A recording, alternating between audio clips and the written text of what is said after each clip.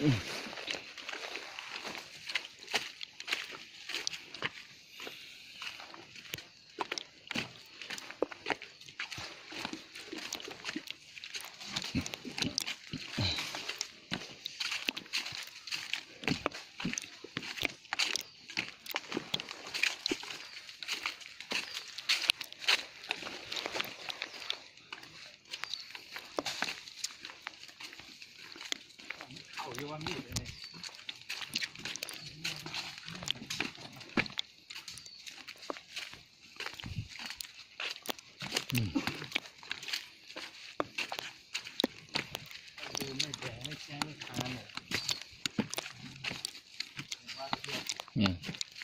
ลายเยอะสรรพสิ่งในชีวิตเกิดขึ้นตั้งอยู่ระดับไปโอ้ตอนปีอันค่อยมาเนาะไฟไหม้ป่าโอ้ยดับจังไดกับบ่เซาดับจังไดกับบ่ได้แห้งตีแล้วมันแห้งลุกยำห้อนเนาะเดือน4 เดือน 5แถวนี้นี่บ่ไหม้ทุกปีบ่มีปีใดบ่ไหม้ลืมอยู่เขาอยู่ในเมืองยังซี่มาเห็นยังซี่แล้วเสียดายไหมเนาะบัดเขาโอ้ยสบับเตะนะเพิ่นบอกสูตรจะเป็นบ้านนอกเพิ่นว่า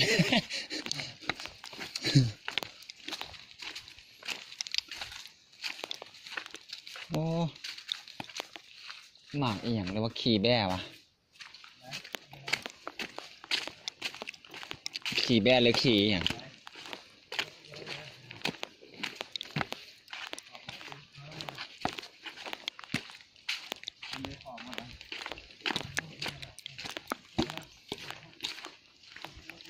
เอาปีแล้วก็ไปวะ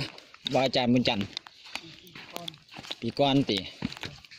กระสุดเก้านี่ตี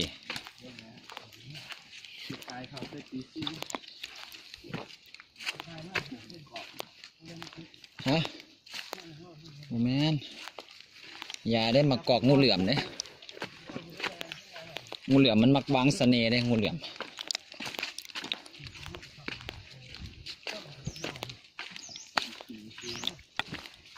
มากอกแทบบ่หมักบกอันนี้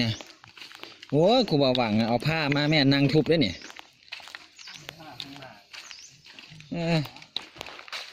นั่งทุบได้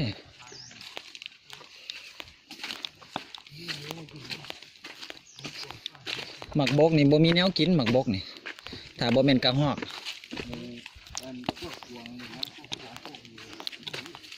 ว่าซื้อกวางมาเลี้ยงแถวนี้กันบ่มีคนยิงนี่ซื้อมาเลี้ยงเหรอ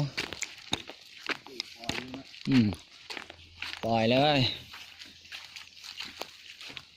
อันนี้แหละว่าไปหาครูบาเพ่งบอกว่าเฮานี่ซื้อมาเลี้ยงบัดเขานี่เอามาขายเฮาหามาขายมีผู้ซื้อกับมีผู้ขายแล้วนั่นเนาะนี่จังไดได้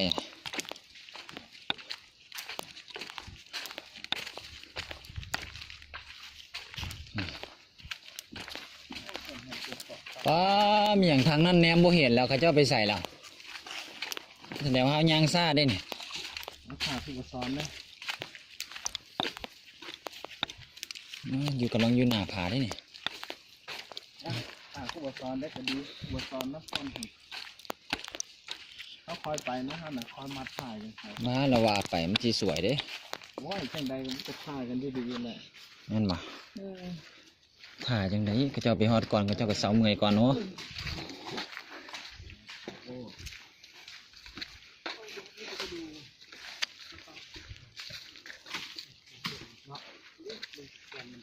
ฮะไม่ดูอ่ะดูแล้วกับพวกนี้แล้วเขาเอาลงน่ะส่วนหลายนึกว่าตัดซะสู้ซะสายแล้วมันเห็นไม่ดูทุกคนนี่เฮ้ยไม่ดูไม่คาหมดแล้วตัดเขาเบิ้งเขาตัดเบิ้งคือเด้อ ถ้าแกนมันบ่ได้เขาก็บ่เอา อืม มันละโง่เนาะผูดตัดเนาะถ้าบ่อยากทำร้ายปลาก็เจ้ยพ่อเบิ่งแกนมันก่อน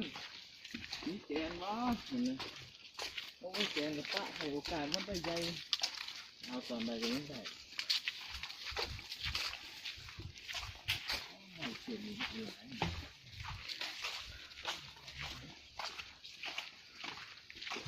มันคือหิวเข่าวอ่ะนะ นี่แหละเขาเล่าว่าท่านเฮ็ดนี่เกิดเป็นโครงการบวชเน้นเลยโครงการบวชปลาเห็นไหม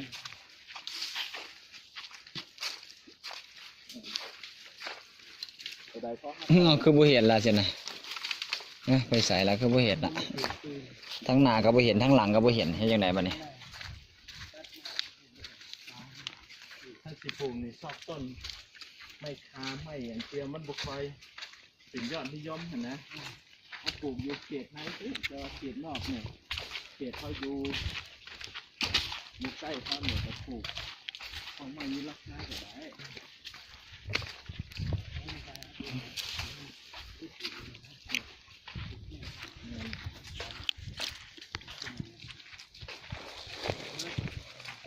โอ้บรรยากาศดีเด้อแถวนี้ บทสอนเราบททันเขาด้วยนี่ถ่ายเราได้เราคนเดียวหันนั่งเขียนได้ถ่ายเราก่อนได้ ซ้อมมือไปเรื่อย เราคนเดียว ๆการผจญภัยโอ้ยิงกระต่ายไว้ยบ่ถ่ายเอาเด้ โอ้แม่นต้นอีหยังมาหั่นต้นไม้จันทร์มาหั่นนี่ทางหน้าอันนี้ใบเหลื่อมๆต้นน้อยๆนี่นะต้นนี้กำลังหาต้นไม้จันทร์หอม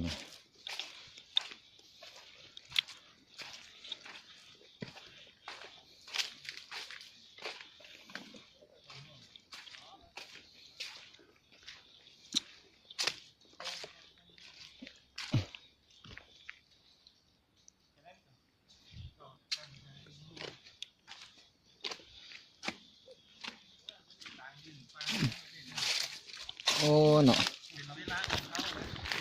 มันไม่ดีเด้อนี่พุ่นน่ะบักนักๆพุ่นน่ะ โอ้ก็ยังว่าสอบการหาไม้ที่ยุ่งสนุกเอานะยังว่า เปิ้นไม่ยุ่งหมดแล้วนี่ เพราะว่าไม้ให้เขาเจอว่าไม้ที่เกิดอยู่คู่ไม่แรงแต่คนไม่รู้หา อ๋อ ไม่ทราบนะมันมีขันเลย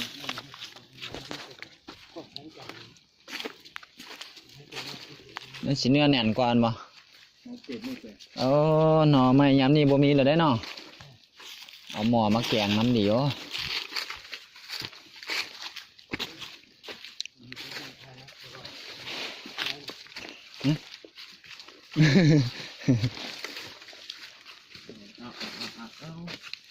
ไปนะพี่ตี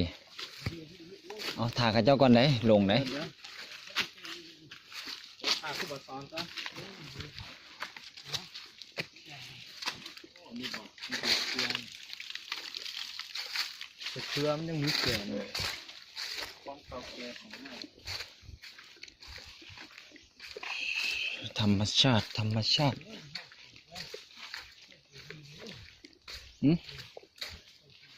โอ้ต้นไม้ล่มพุ่นน่ะมันเลื้อยเอาเนาะเสียดายเนาะโอ้ย มันเป็นล่มตั้งตัดนี่แหละ ทั้งตัดนี่แหละตัดเอาใจซ้ำนั่นหนึ่ง นี่ถ้าเอาใจก็ไม่ปีกไม่นี่เนาะห้วยที่นั่งแท้ๆเลย เอานั่งนี่แล้ว โอ้ยมีค้อนมาอีกพี่น้องไปเรื่อย ไปเรื่อยๆไปเรื่อย ไม่ดูว่าไอ้ยังจะมาตัดเลยไม่ดูมันมีอย่างแล้วไม่ดู ๆแมน ถ้าไม่ดูนายนี่มันดีวันว่าเวลาปรับปรุงอาหารมันคิดมันยังจุ่มมันจะเป็นคนนอกคนใน ดูแท้ๆนี่ โอ้ยไม่ใช่ไรคือผมเป็นน้องว่าโอ้ย ตัดถิ่มซื่อๆเนาะ เขาทีมได้ที่ว่าอยู่แต่ว่าบางทีพูดน่ะมันสื่อว่าพูดน่ะสื่อไปคดีไม่แห้งเลย